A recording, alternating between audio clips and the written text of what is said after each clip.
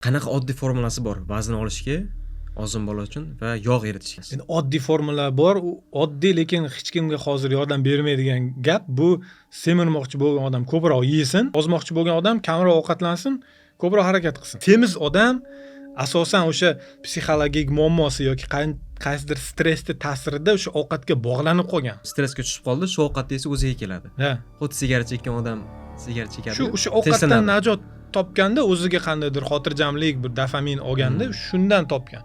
Shuni hisobiga semirib ketganda bu odam.